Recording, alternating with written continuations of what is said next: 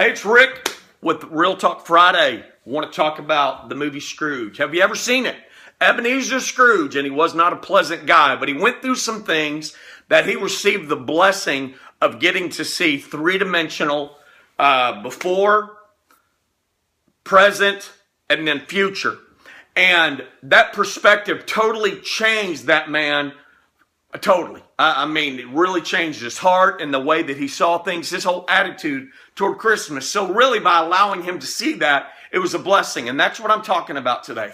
I know back when I was coaching and I was doing ministry way back in the day, I was very one-dimensional. I was really focused on the FCA, the athletes. Even though I came from a broken home, I could relate to the athlete.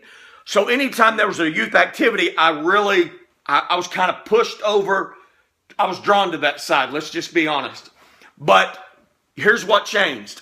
When I hit rock bottom, I went through a divorce. I lost my kids. I lost my job. I lost my health. I lost my freedom. I lost my rights. You name it, I lost it. Completely broken. And the whole time I'm like, God, why are you punishing me? I mean, I know I made a mistake, but enough is enough. I mean, the story of Job has been written. I can't handle much more. And there was a day sitting in a meeting. Someone said, how is Rick? And I said, I want to die. I mean, I was miserable.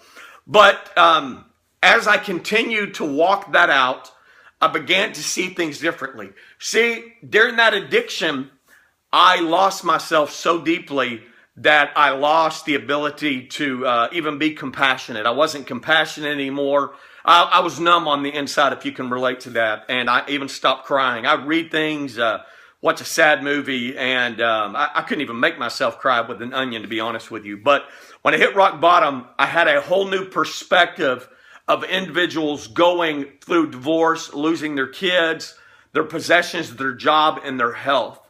And so God was giving me a perspective which in truth was broadening me for greater ministry purposes. Let me tell you something that irritates me. People that say I understand and they do not understand. That irritates the fool out of me.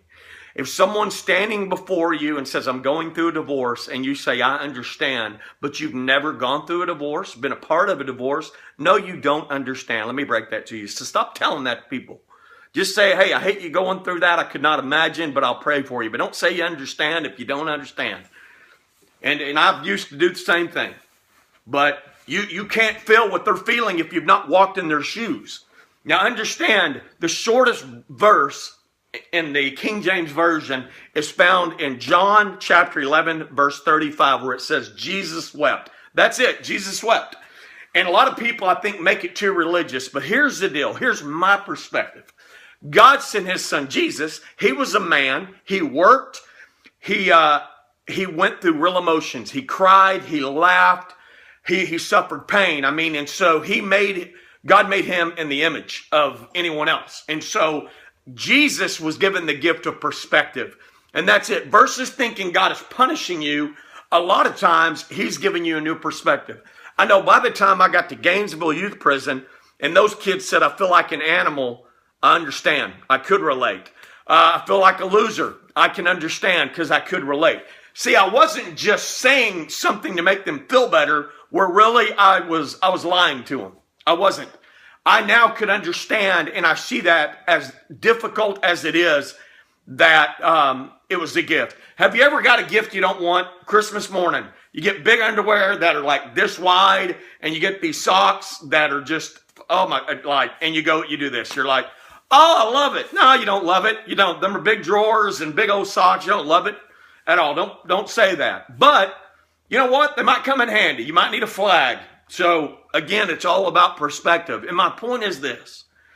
Stop feeling so sorry for yourself and what you've gone through. Be thankful for those trials that broaden your ability for ministry. So that means this Sunday, my challenge is a new perspective for you. You join Rock Bottom Outreach out at Beautiful Feet Ministries in Fort Worth on Haiti Street. We got a group coming real early to cook. You don't got to come then, but come between 7 and 7:30 a.m. and be a part of an amazing homeless outreach and see the perspective that you get on that day. Now, you won't be able to relate unless you've been homeless, but I'll tell you, it'll make you appreciate something. So join us this Sunday morning. Get up, come bless someone. You be blessed. See you then. It's Rick with Rock Bottom. Peace out.